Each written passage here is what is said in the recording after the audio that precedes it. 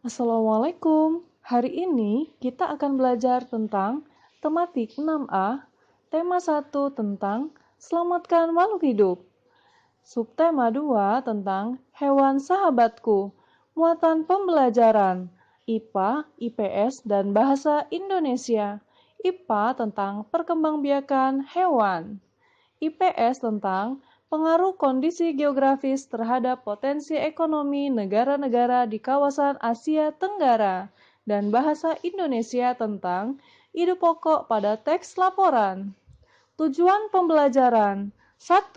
Siswa dapat memahami cara perkembangbiakan hewan. 2. Siswa dapat memahami pengaruh kondisi geografis terhadap potensi ekonomi suatu negara. 3. Siswa mampu menentukan ide pokok pada teks laporan hasil pengamatan. Mari belajar IPA. Hewan dapat berkembang biak dengan dua cara, yaitu secara generatif dan secara vegetatif. Perkembangbiakan secara generatif terbagi atas 3 jenis, yaitu ovipar, vivipar, dan ovovivipar.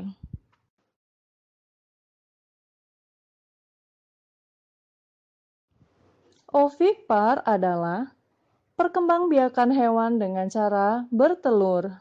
Contohnya yaitu ayam, burung, dan penyu. Vivipar adalah perkembangbiakan hewan dengan cara beranak. Contohnya pada hewan kambing, sapi, dan kucing.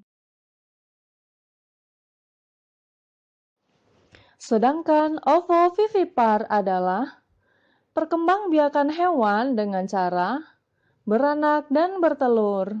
Hal ini terjadi pada ular, buaya, dan platypus. Perkembangbiakan secara vegetatif terbagi menjadi 3, yaitu dengan cara membelah diri, fragmentasi, dan tunas.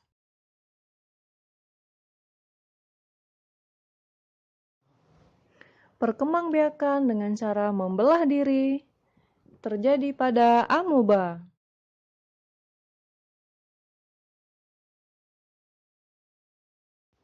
Perkembangbiakan secara fragmentasi terjadi pada cacing planaria. Perhatikan video cacing planaria berikut ini.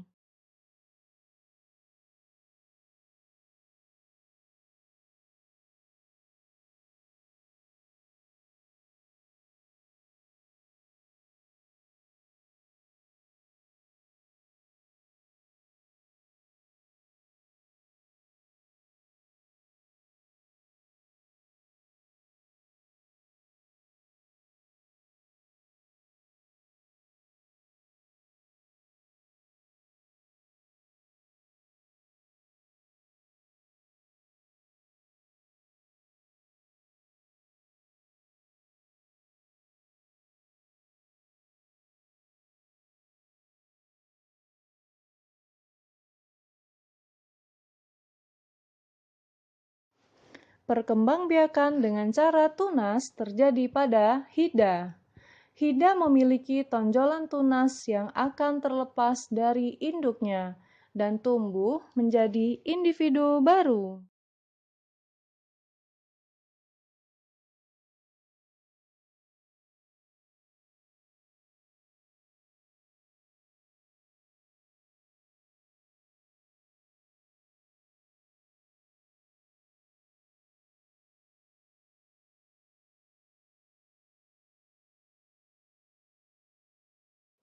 Mari belajar IPS. Muatan ilmu pengetahuan sosial. Nah sahabat, kegiatan ekonomi suatu masyarakat biasanya dipengaruhi oleh kondisi geografis lingkungan sekitar. Mereka menyesuaikan mata pencarian dengan alam sekitar. Oleh karena itu, kegiatan ekonomi masyarakat di suatu daerah dapat berbeda dengan daerah lain. Begitu Begitu pula dengan kegiatan ekonomi masyarakat di negara-negara Asia Tenggara.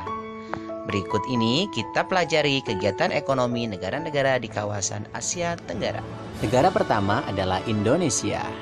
Negara yang sebagian besar penduduknya sebagai petani ini sehingga dijuluki sebagai negara agraris karena mata pencariannya yaitu petani, kebun, bekerja kantor, dan juga sebagian bekerja sebagai buruh.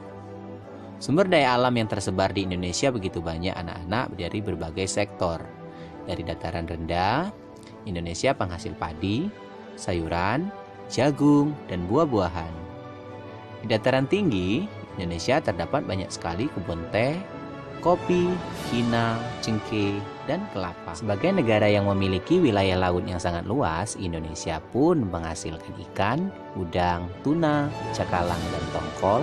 Serta dari hasil hutan, Indonesia menghasilkan kayu jati, rotan, dan karet. Serta barang tambang penghasil Indonesia misalnya minyak bumi, gas alam, bauksit, timah, tembaga, batu bara, dan emas. Negara kedua adalah Brunei Darussalam. Negara Brunei, mata pencarian penduduknya adalah pertambangan, buruh industri tenun dan logam, serta petani. Sumber daya alam yang tersebar di wilayah Brunei Darussalam yaitu berupa hasil bumi utama negara Brunei adalah minyak dan gas bumi yang menyumbang 40% pendapatan utama, serta ada hasil pertanian masyarakat Brunei yang berupa padi, buah-buahan, lada, dan kelapa di dataran rendah. Negara ketiga adalah negara Filipina. Di negara Filipina, penduduknya sebagian besar bermata pencaharian sebagai petani, pekebun, dan bekerja di bidang jasa. Adapun sumber daya alam yang tersebar di negara Filipina adalah di dataran rendah, terdapat jagung, sayuran, padi, ketela pohon, dan buah-buahan. Sedangkan hasil perkebunan berupa tebu, kelapa, abaka, tembakau, kayu, dan karet. Negara berikutnya adalah Kamboja. Sebagian besar penduduk negara Kamboja bekerja sebagai petani, bekerja sebagai pekebun, dan juga bekerja sebagai petambak. Sementara sumber daya alam yang tersebar di Kamboja di pertanian ada padi, umbi-umbian, jagung dan buncis, perkebunan karet dan tembakau, perikanan, budidaya ikan air tawar.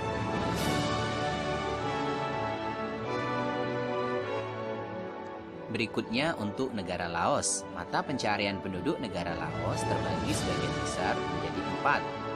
Yang pertama sebagai petani, yang kedua pekebun, ketiga nelayan, dan yang keempat sebagai penambang.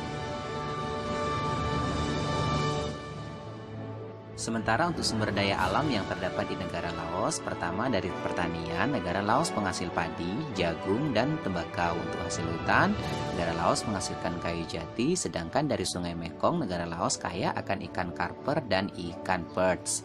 Dari perbukitannya, negara Laos terdapat tambang gipsum, timah, batu bara, seng, dan biji besi.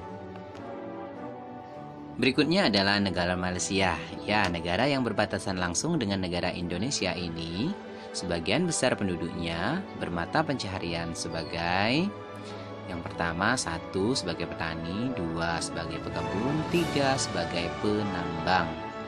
Sedangkan sumber daya alam yang banyak terdapat di negara Malaysia ini antara lain sebagai berikut.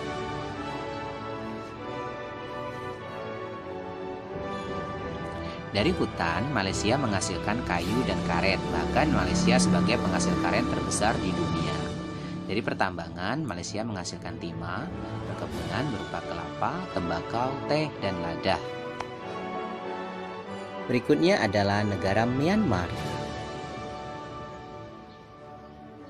Negara ini, sebagian besar penduduknya bermata pencaharian sebagai petani, yang kedua sebagai pekebun, dan yang ketiga sebagai penambang. Sedangkan sumber daya alam yang tersebar di negara Myanmar antara lain dari segi pertanian dan perkebunan berupa teh, tembakau, tebu, dan sayuran. Dari barang tambang, negara ini menghasilkan gas alam, batu bara, emas, perak, batu mulia, mangan, dan timah. Berikutnya adalah negara Singapura. Ya, negara terkecil di kawasan Asia Tenggara ini adalah termasuk negara maju sehingga mata pencaharian penduduknya tidak dari sektor pertanian tetapi dari sektor bidang jasa dan juga bekerja sebagai buruh. Adapun sumber daya alam di negara Singapura, yang pertama industri tekstil, baja, penyulingan minyak, pakaian, percetakan dan penerbitan, serta industri pengolahan karet, timah dan minyak di Jurong.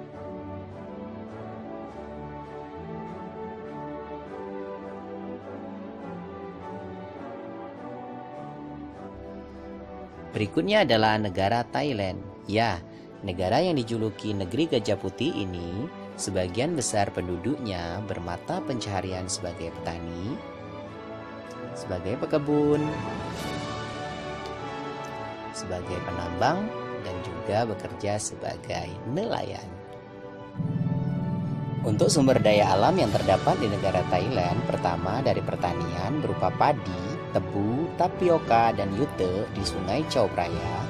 Ada perkebunan berupa karet dan kayu jati, barang tambang berupa batu bara, timah, dan gas alam, serta di perairan Mekong dan juga perairan Teluk Siam terdapat berbagai jenis ikan. Negara terakhir adalah negara Vietnam. Mata pencaharian penduduk negara Vietnam adalah sebagai berikut. 1. Sebagai petani, 2. Sebagai pekebun, dan yang ketiga sebagai penambang. Sedangkan sumber daya alam yang terdapat di negara Vietnam dari sektor pertanian dan perkebunan berupa padi, sayuran, ubi jalar, tebu, teh, kopi, dan jagung. Bahkan negara Vietnam sebagai pengekspor beras terbesar ketiga. Dari hutan berupa kayu dan bambu, dari industri bahan makanan, pengolahan makanan, dan tekstil. Nah sahabat, demikianlah penjelasan kita mengenai kegiatan ekonomi negara ASEAN. Mari belajar bahasa Indonesia. Ide pokok adalah pokok atau dasar pikiran dalam suatu paragraf yang disajikan dalam kalimat utama. Letak kalimat utama terbagi menjadi 3. 1. Kalimat utama yang terletak di awal paragraf disebut kalimat deduktif. 2. Kalimat utama yang terletak di akhir paragraf disebut dengan kalimat induktif. Dan 3. Kalimat utama yang terletak di awal dan di akhir paragraf disebut dengan kalimat campuran.